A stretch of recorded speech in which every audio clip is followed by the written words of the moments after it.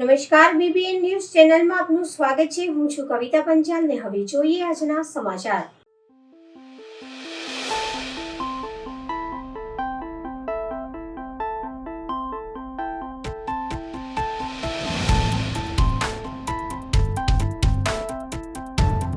Yagnik education ગ્રુપને આજે 23 વર્ષ પૂર્ણ થયા। યાજ્ઞિક એજ્યુકેશન ગ્રુપ દ્વારા એન્યુઅલ સ્પોર્ટ ડેનું આયોજન કરવામાં આવ્યું। એન્યુઅલ સ્પોર્ટ ડેમાં શાળાના સૌ નાના મોટા બાળકોએ ભાગ લીધો। કાર્યક્રમની શરૂઆત મશાલ દોડથી કરવામાં આવી। શાળાના સંચાલક ઘનશ્યામભાઈ મોરી તેમજ ભાવેશભાઈ મોરી દ્વારા એન્યુઅલ સ્પોર્ટ ડેનું આયોજન કરવામાં આવ્યું। શાળાના એન્યુઅલ સ્પોર્ટ ડેમાં મુખ્ય મહેમાન તરીકે બરોડા ક્રિકેટ એસોસિએશનના રણજી પ્લેયર જયકિશન કોલસાવાળા ઉપસ્થિત રહ્યા હતા। ભણતરની સાથે સ્પોર્ટને મહત્વ આપતા યાજ્ઞિક એજ્યુકેશન ગ્રુપના જયકિશન કોલસાવાલાએ પ્રશંસા કરી હતી। આજે અમારે 23 વર્ષ યાજ્ઞિક એજ્યુકેશન ગ્રુપને પૂરા થયા છે। એની ઉજવણીના ભાગરૂપે અત્યારે અમારે એન્યુઅલ સ્પોર્ટ ડે આ દિવસે યોજાયો છે। દરેક બાળકમાં કંઈક ને કંઈક ઊભી રહેલી હોય। હવે અત્યારના જે શૈક્ષણિક પ્રણાલીને જોઈ અને દરેક બાળકને જે એના પોતાના જે વ્યક્તિત્વ અને કે એની પ્રતિભાને ઓળખવા માટેનો સમય પૂરતો મળી રહેતો નથી। યાજ્ઞિક એજ્યુકેશન ગ્રુપ એ એવી એજ્યુકેશન પ્રણાલીથી કામ કરે છે કે સવારે મોર્નિંગમાં બાળકો સ્કૂલ પર આવે ત્યારે મોર્નિંગથી લઈને બપોર સુધીમાં એમનું ટોટલી જે શૈક્ષણિક એકેડેમિક હોય એ કમ્પ્લીટ થઈ જાય। બપોર પછી એ પોતાનું જે કંઈ પણ શાળા દ્વારા જે વર્ક આપેલું હોય એ કમ્પ્લીટ કરે। બીજા દિવસે પ્રોપરલી એનું ફીડબેક લેવાય। એટલે એવી રીતે અમે સિસ્ટમ ડેવલપ કરી છે કે બાળક છે પોતાની જે અંગત પ્રતિભા છે એ બહાર લાવી શકે, પોતાના અંગત જે કંઈ સ્કિલ છે એ ડેવલપ કરી શકે, અન્ય એકેડેમીમાં કે જે સ્પોર્ટ એકેડેમી હોય એની સાથે જોડાઈ અને રાષ્ટ્રીય ક્ષેત્રે કે નેશનલ લેવલે કે ઇન્ટરનેશનલ લેવલે એ લોકો ખ્યાતિ પામે છે। તો યાજ્ઞિક એજ્યુકેશન સિસ્ટમ એ લગભગ ન્યૂ ટ્યુશન જેવું કામ કરી રહી છે। બાળકોને તમે સ્પોર્ટ્સ તરીકે કેવી રીતે મોટિવેશન કરો છો ભણતરની સાથે? એટલે હમણાં જે મેં કીધું એ પ્રમાણે અમારી સિસ્ટમ જ એવી છે કે બપોર સુધીમાં એમનું જે કંઈ શૈક્ષણિક કાર્ય છે સંપૂર્ણ થઈ જાય અને બાળકોને જે પોતાનો જે કંઈ સ્કિલ છે, સ્પોર્ટ રિગાર્ડિંગ સ્કિલ છે એ ડેવલપ કરી શકે। દરેક બાળકમાં કંઈક ને કંઈક ખૂબી હોય એ બહાર લાવી શકે, પોતાના વ્યક્તિત્વ વિકાસ માટે પણ એ પોતાને સમય ફાળવી શકે। એટલે યાજ્ઞિક એજ્યુકેશન ગ્રુપ એ હવેથી અમારી સ્કૂલમાં જ અમે સ્પોર્ટ એકેડેમીને એવું ચાલુ કરી રહ્યા છે। તો દરેક બાળક જે મારી સ્કૂલમાં હશે કે અન્ય બહારથી પણ જે વિદ્યાર્થીઓ આવે છે અને પ્રોપરલી જે સ્પોર્ટ માટે છે એ વ્યવસ્થા મળી રહે તેવું આયોજન અમે કરી રહ્યા છીએ। આપનો પરિચય? હું યાજ્ઞિક એજ્યુકેશન ગ્રુપમાં એઝ એ ડાયરેક્ટર કામ કરું છું। પહેલાં તો હું થેન્ક યુ કહીશ ઘનશ્યામ સર અને ભાવેશ સરને કે મને ઇન્વાઇટ કર્યા અને એઝાઝ સરને બી હું થેન્કફુલ છું કે મને અહીંયા લઈને આવ્યા અને આજે સ્પોર્ટ ડે ઇવેન્ટ આ લોકોનો છે ચાલી રહ્યો છે અને ઘણા સારું અરેન્જમેન્ટ છે અહીંયા છોકરાઓનું અને અત્યારે સ્પોર્ટ્સ ડે ઇવેન્ટ જોઈને મને ઘણી ખુશી થાય છે કે એક એજ્યુકેશન જોડે જે છોકરાઓ છે સ્ટુડન્ટ્સ એ સ્પોર્ટ્સને બી આટલું ઇમ્પોર્ટન્સ આપે છે સ્કૂલો, તો જોઈને ઘણું સારું લાગે છે। એક સ્પોર્ટ્સ પર્સન તરીકે તમે બાળકોને કેવી રીતે અવેરનેસ? સ્પોર્ટ્સ પર્સન તરીકે હું એટલું જ એક મેસેજ આપીશ સ્ટુડન્ટ્સ, પેરેન્ટ્સ અને સ્કૂલ્સ જેટલા પણ ટીચર્સ છે, પ્રિન્સિપલ છે કે અત્યારના ટાઈમમાં સ્પોર્ટ્સ બહુ ઇમ્પોર્ટન્ટ છે। તો જેટલું એજ્યુકેશન અને સ્પોર્ટ્સ એ બંને જેટલું કમ્બાઈન રહેશે તો છોકરાઓને એટલી ફિટનેસ બી સારી રહેશે અને એ લોકોને સ્પોર્ટ્સથી મને એવું લાગે છે કે એ લોકોનું માઇન્ડ બી એટલું ડેવલપ થશે।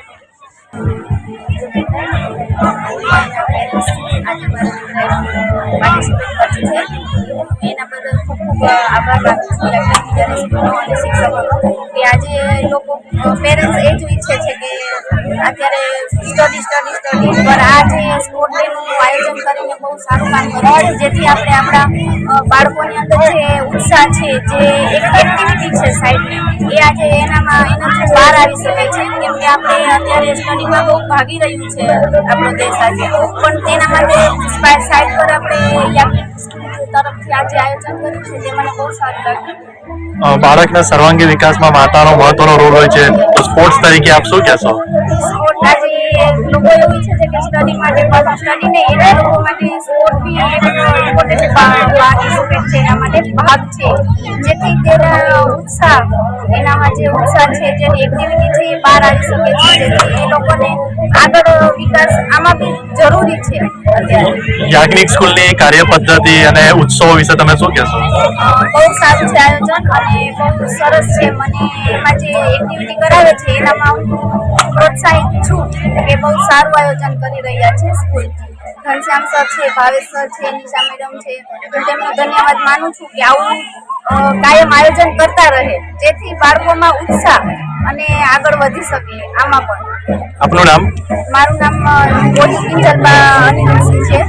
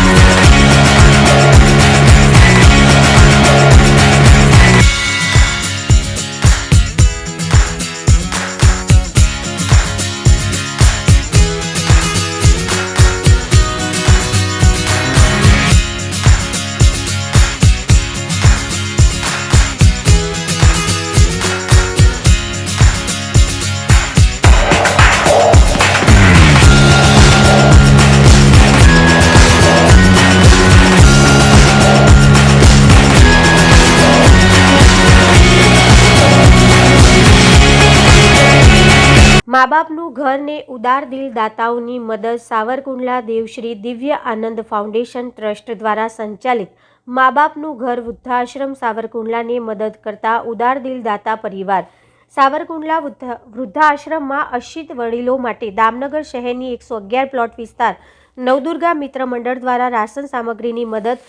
એશિયા જેમ્સના મોભી પ્રકાશચંદ્ર સૂરજમલ ગાંધી તરફથી બેન્કેટ ધાબળા, પટેલ ટાયર તરફથી ઓર્ગેનિક ગોળની સેવાઓ. મા બાપના ઘર આશ્રિત નિરાધાર વૃદ્ધ તેમજ માનસિક વિકલાંગ બાળકો માટે મદદ કરતા ઉદાર દિલ દાતા પરિવાર પ્રત્યે આભાર વ્યક્ત કરતા પૂજ્ય મનીષા દીદી એવં સમગ્ર ટ્રસ્ટી અને સ્વયંસેવકોને ખૂબ રાજીપો વ્યક્ત કર્યો હતો. સાવરકુંડલાથી મહુવા જતા તરફ હાઈવે રોડ ઉપર આવેલા મા બાપનું ઘર નિરાધાર વૃદ્ધ અનાથ બાળક માટે આશીર્વાદ રૂપ સેવાથી ખૂબ પ્રભાવિત થતા પ્રકાશભાઈ ગાંધી, ધાનેરાવાડા નવદુર્ગા મિત્ર મંડળ, પટેલ ટાયર એજન્સી દામનગર સહિતના દાતા પરિવારોએ સંસ્થાના આશ્રિત નિરાધાર વૃદ્ધ અને અનાથ બાળકોની વારે આવી માનવતાનું વંદનીય કાર્ય કર્યું હતું.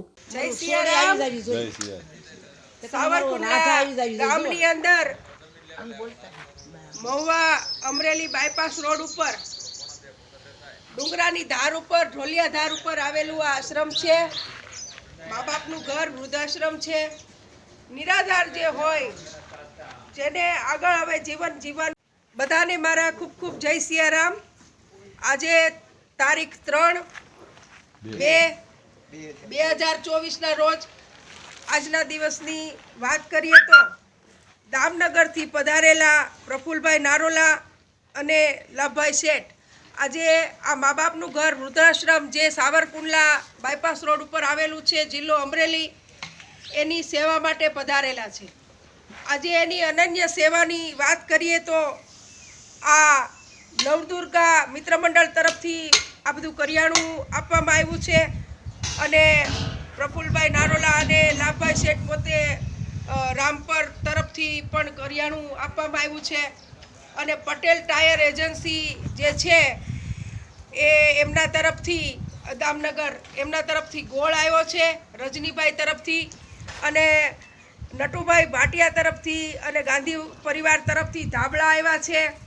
અને આજે આટલી સેવા દામનગરથી આ લોકો કેટલા ટાઈમથી આ બધી સેવાઓનો વિચાર કરીને કેટલા જણાને જણાવ્યું હશે અને ટીપે ટીપે સરોવર ભરાય અને કાંકરે કાંકરે પાળ બંધાય એમ આ બધી સેવાઓ પ્રફુલ્લભાઈએ અને લાભભાઈએ બધી ભેગી કરી છે અને આ કરી રહ્યા છીએ. આ સેવાની અંદર અમારા મઘુમાં અમને ખૂબ સહયોગ આપે છે. મઘુમાં અમને ખૂબ સહયોગ આપે છે અને આ અમારા કબી ટેકરીએથી પધારેલા બાબુદાસ બાપુ અહીંયા બિરાજમાન છે. બાબુદાસ બાપુ પણ આ બાળકોને એટલો જ દિવ્ય આત્માઓ, હરિના બાળકો, પરમાત્મા સ્વરૂપ બધા જીવો અહીંયા આશ્રમની અંદર રહે છે અને યથાયોગ્ય બધી જ સેવા અહીંયા કરવામાં આવે છે. જમવાનું, નાવા ધોવાનું, રહેવાનું બધું જ એ લોકો માટે અહીંયા પરમાત્માનું ઘર સમજીને. ભારત સરકારના રજૂ થયેલા નિષ્ફળ બજેટ બાદ ગુજરાત મોડલની વાતો કરનારી ભાજપ સરકારના બજેટમાં લોકોની આશા ઠગારી નીવડી છે. પૂર્વ સાંસદ ધારાસભ્ય શ્રી વિરજીભાઈ ઠુમરે ગુજરાત સરકારના બજેટ ઉપર વૈધક સવાલો ઉપસ્થિત કર્યા હતા. અમરેલીના પૂર્વ સાંસદ શ્રી વિરજીભાઈ ઠુમરે એક નિવેદનમાં જણાવ્યું છે કે દાહોદની અનેક બોગસ કચેરી દ્વારા આદિવાસીઓને પણ મૂક્યા નથી. માત્ર વડાપ્રધાનની વાહવાહી, વડાપ્રધાનના નામ લીધા સિવાય કોઈ વાત નથી. ગુજરાતમાં પ્રતિ વ્યક્તિ વાર્ષિક વીજ વપરાશ ભારત કરતાં બમણું છે, એટલે અહીંયા વેપાર ધંધા વધુ છે તેવો તર્ક આપી નાણામંત્રી શું સાબિત કરવા માંગે છે? માર્ગ મકાન વિભાગને 22,000 કરોડ રૂપિયા આપી રહ્યા છે. એ તો વહીવટી પ્રક્રિયા છે, પરંતુ નવો કયો રસ્તો મંજૂર કર્યો છે તે બજેટમાં જાણકારી આપી નથી. એનો અર્થ એવો છે કે નવો રસ્તો કોઈ બનાવવાનો નથી. 65,000 સ્કૂલના ઓરડાના ઘરના કારણે વિદ્યાર્થીઓ ઠંડી, તડકો અને વરસાદમાં બહાર બેસી અભ્યાસ કરે છે, ત્યારે 15,000 ઓરડાનું કામ ચાલી રહ્યું છે. 65,000 સ્માર્ટ ક્લાસરૂમ બનાવ્યા છે અને 45,000 બનાવી રહ્યા છે. 6,000 શાળાઓમાં 1 લાખ કોમ્પ્યુટર આપવાની જાહેરાતમાં અનેક સ્કૂલો શિક્ષકો વગર ચાલે છે. ભણશે ગુજરાત, પણ વિદ્યાર્થીઓ ક્યારે ભણવાના છે તેમ જણાવી શ્રી ઠુમરે ઉમેર્યું હતું કે ગુજરાતમાં કુલ 1,32,00,000 કુટુંબ છે. 6.5 કરોડની જનતા છે. તે પૈકી 72 લાખ કુટુંબોને 35 વર્ષથી ભાજપ સરકાર હોવા છતાં મફતમાં અનાજ આપે છે તેવી વાતો કરે છે. એનો અર્થ એવો કે 50% કુટુંબોને 5 કિલો અનાજ ઉપર પોતાનું જીવન નિર્વાહ કરે છે. 6.5 કરોડ જનતા પૈકી 3.5 કરોડ જનતા મફત અનાજ ઉપર જીવન ગુજારી રહ્યા છે. આ કયું ગુજરાત મોડલ છે? શ્રમિક અન્નપૂર્ણા ગરીબ યોજનામાં 273 કેન્દ્રોમાં 40,000 શ્રમિકો જમે છે અને 100 નવા કેન્દ્રો ઊભા કરવાની વાત કરી. એટલે ભાજપ સરકાર શું ગુજરાતને ભિખારી બનાવવા માંગે છે? તેઓ વૈધક પ્રશ્ન સાથે શ્રી ઠુમરે જણાવ્યું હતું કે નાણાકીય વર્ષમાં 2,500 એસટી બસો નવી આવશે, 2,200 આવી છે. તો ગુજરાત રાજ્ય માર્ગ પરિવહન આવડી ખોટ કરે તો આ બસો કોની તૈનાતમાં મૂકવાની છે? કે પછી નિત નવા સરકારી કામોમાં આ બસો ફેરવી લોકોને પડ્યા ઉપર પાટું મારવાની વાતો નથી?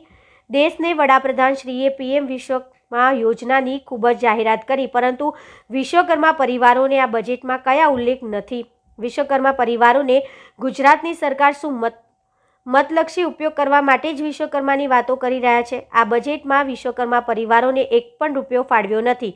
તે વિશ્વકર્મા પરિવારોએ વિચારવાનો સમય પાકી ગયો છે. અધૂરું પૂરું ચોથી જાગીર એવી મીડિયા જગતને બજેટની કાર્યવાહીનો બહિષ્કાર કર્યો.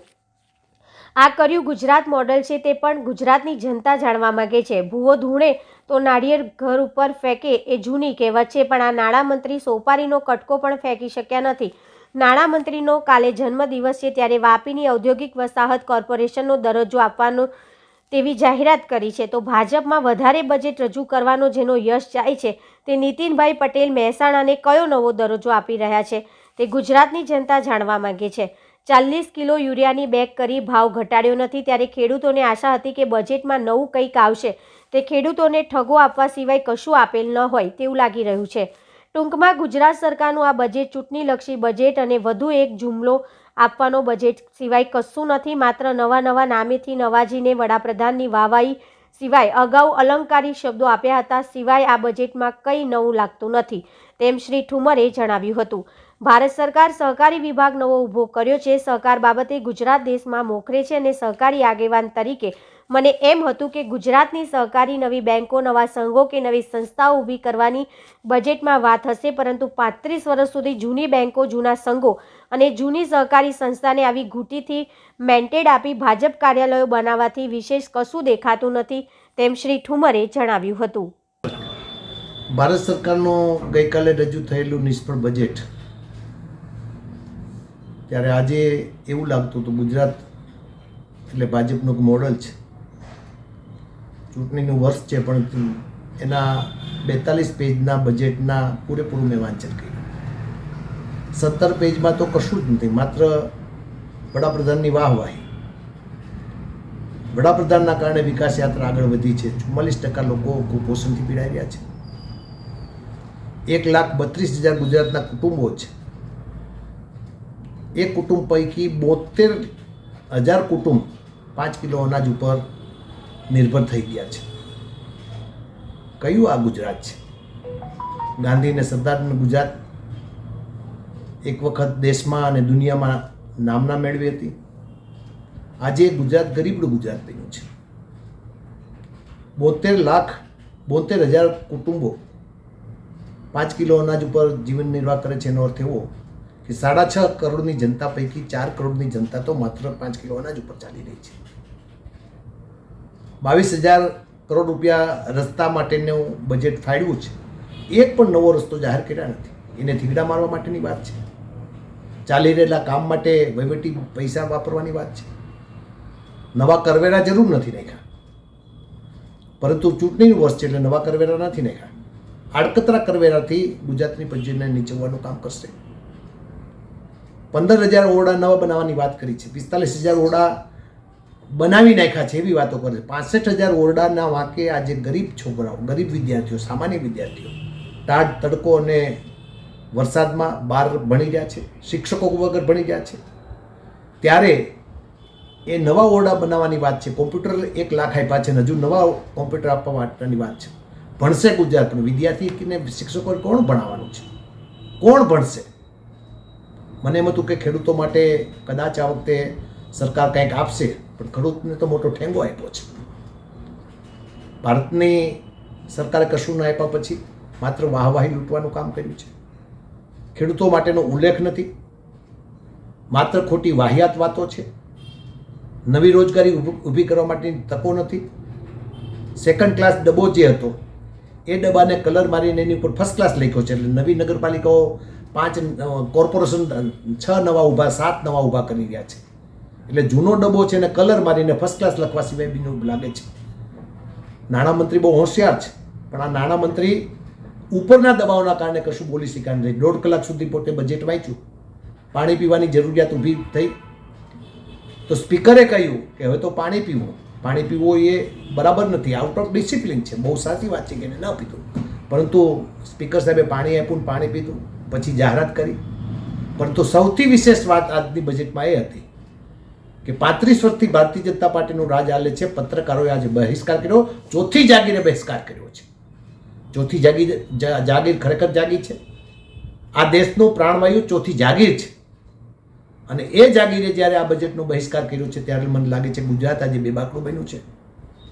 માત્ર જીતવાની લાઈવમાં ગમે એને પકડીને પૂરી દેવામાં આવે છે, ખસી કરી દેવામાં આવે છે. કોંગ્રેસના આટલા લોકો જોડાણા, કોંગ્રેસના તમે 35 વર્ષથી કોંગ્રેસના કાર્યકર્તાઓને જોડી રહ્યા છો, છતાં પણ 1500 કાર્યકર્તાઓ જોડાઈ રહ્યા છે. એના ઉપરથી ભારતીય જનતા પાર્ટી સમજી લેવાની જરૂર છે કે કોંગ્રેસ લોકોના આત્મામાં આવ્યો છે, એના હૃદયમાં આવ્યો છે.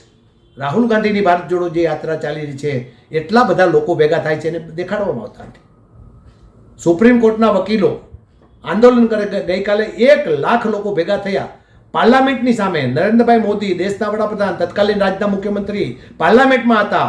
નિકમ્મી સરકાર નહીં ચલેગીના નારા સુપ્રીમ કોર્ટના વકીલો કે જે કાયદાનું રક્ષણ કરનારા છે એ બોલાવતા હતા. આ પ્રકારનું આજે પરિસ્થિતિ નિર્માણ થઈ છે. ગરીબ માણસ લૂંટાઈ રહ્યો છે, ખેડૂત બેબાકડો બન્યો છે, યુવાનો રાહમાં બેઠા છે, આત્મવિલોપન થઈ રહ્યા છે. ગુજરાતમાં આત્મવિલોપનનો આંકડો વધારે છે અને એ વધારે આંકડો છે એના કારણે ગુજરાત આજે પાછળ ધકેલાનું છે.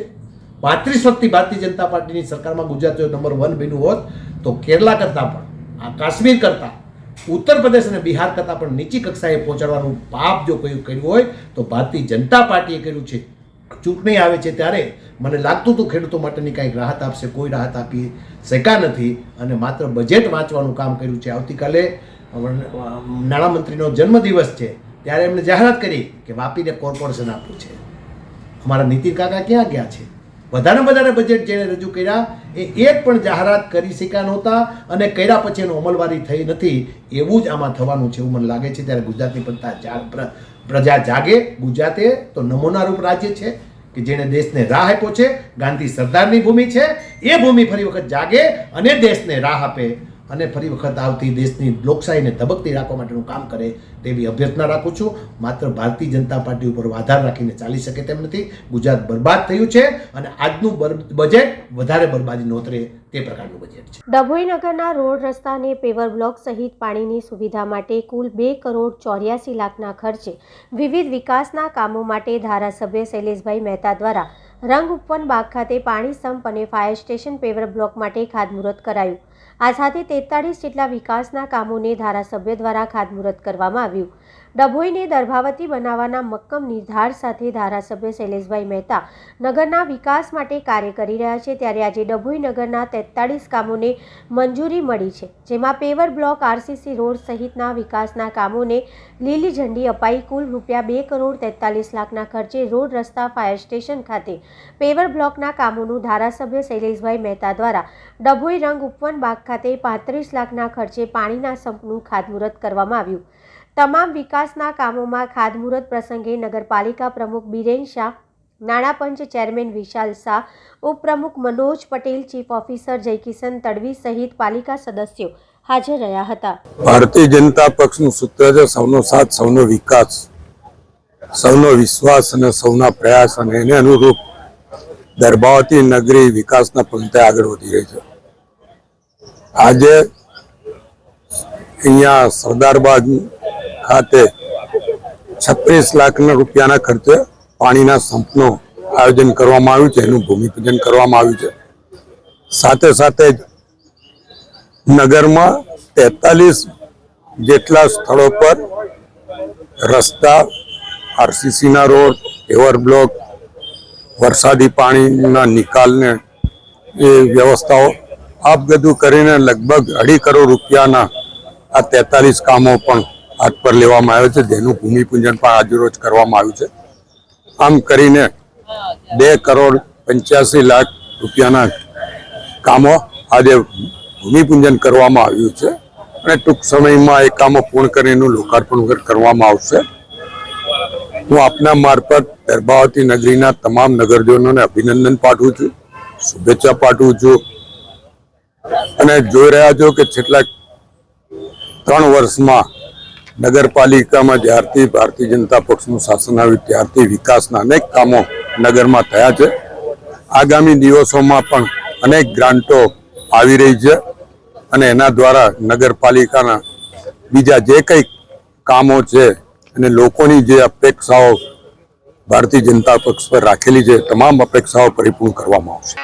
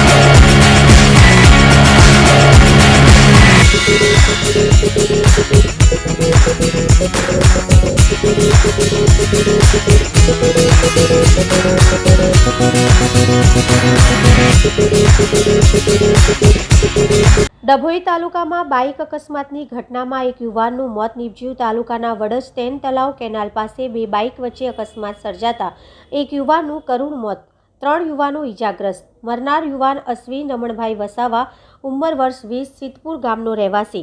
મૃતકને પીએમ અર્થે ડભોઈ રેફરલ હોસ્પિટલ તેમજ ઇજાગ્રસ્ત યુવાનોને સારવાર અર્થે ખાનગી હોસ્પિટલમાં ખસેડાયા હતા. અકસ્માતના બનાવ અંગે ડભોઈ પોલીસે કાયદેસરની કાર્યવાહી હાથ ધરી હતી.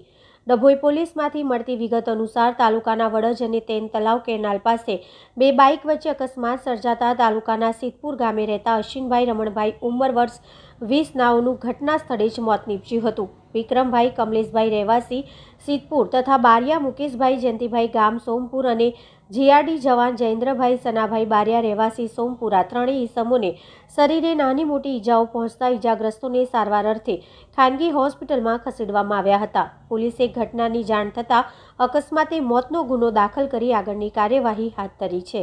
ધોરાજી નગરપાલિકા સંચાલિત કે.ઓ. શાહ કોલેજ ખાતે ગુજરાતી કવિતાના કવિ કૃષ્ણ દવેનો કાર્યક્રમ સમારંભ યોજાયો હતો, જેમાં બહોળી સંખ્યામાં શ્રોતાઓ ઉમટી પડ્યા હતા.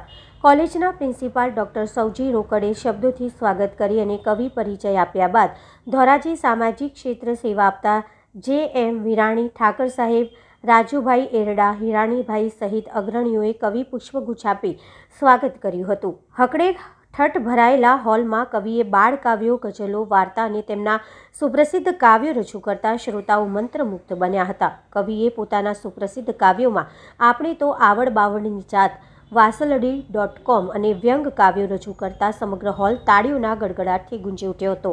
આ તકે કાવ્ય સમારંભને ધોરાજીના શ્રોતાઓએ કાવ્ય સમારંભને મન ભરીને માણ્યો હતો. ભરપૂર નીકળે અને વર્ષે જેની ઉંમર વર્ષે પરબ્રહ્મા તો જ્ઞાન કરી દે અને કેવળ મારા માલ કરી દે.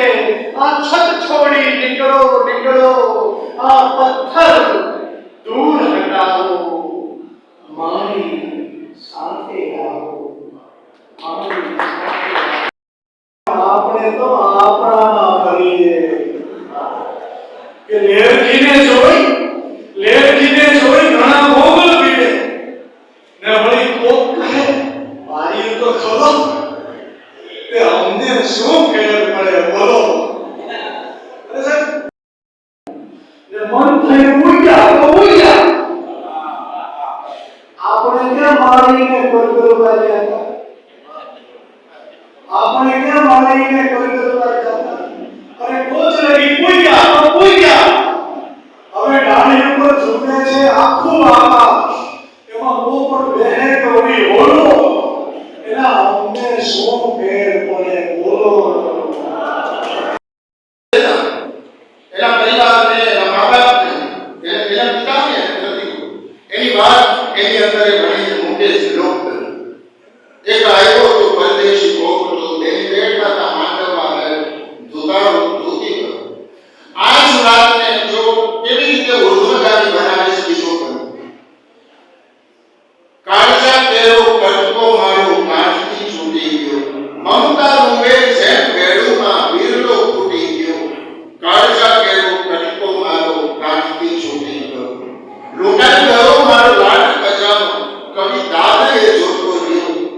જાન ગઈ જાણે જાન લઈ નિજ માંડવો સુનો થયો, જાન ગઈ નિજ જાન લઈ. કેવી રીતે વાતને મારી દીકરીની જાન જે આવી પેલી જાન ગઈ પણ મારો જાન લીધો. નમસ્કાર મિત્રો, હું કવિ કૃષ્ણ દવે આજે તમારા ધોરાજીમાં કે.ઓ. શાહ કોલેજમાં કાવ્યપાઠ માટે આવ્યો હતો. મારા મિત્ર રોકડ સાહેબ છે, એમણે સરસ મજાનું આયોજન કર્યું અને અહીંની કોલેજમાં અને ગામના વડીલો એ બધાની સાથે કવિતાની આપણે કરીને ખૂબ મને મજા પડી.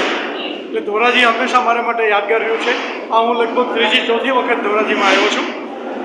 તો ધોરાજીને હું ખાસ કહીશ કે હવે જ્યારે હું ધોરાજીમાં પાછો આવું ફરીવાર તો સરસ મજાના રોડ રસ્તા એ બધું હોય અને ધોરાજીમાં જે રીતે દેશ વિકસી રહ્યો છે એ રીતે ધોરાજી પણ વિકસે એવી હું આશા રાખું છું.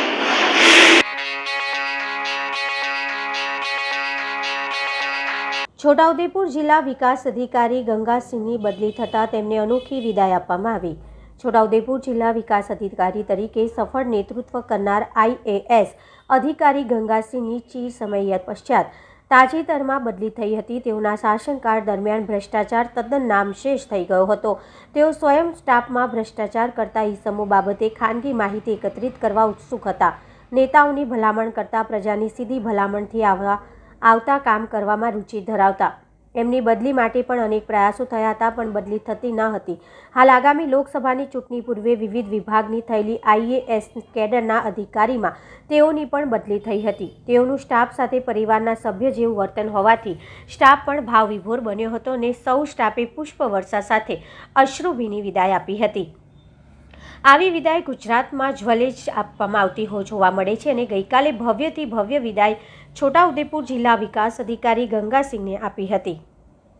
તેઓના પૂર્વ સ્ટાફ પૈકી અનેક સ્ટાફે તેમના ચરણ સ્પર્શ કર્યા હતા, જે ખાસ વડીલોને વિવિધ સમાજમાં કરવામાં આવે છે. સ્ટાફ સાથેનું સદવર્તન અને સુચારુ વ્યવહારને કારણે વિદાય સમારંભ ગંગાસિંહ બહુમાન પ્રાપ્ત થયું હતું. તો આ હતા આજના સમાચાર. આવતીકાલે ફરી મળીશું આ ચેનલ પર આ સમય. ત્યાં સુધી સમગ્ર BBN ન્યૂઝ ચેનલની ટીમને રજા આપશો. નમસ્કાર.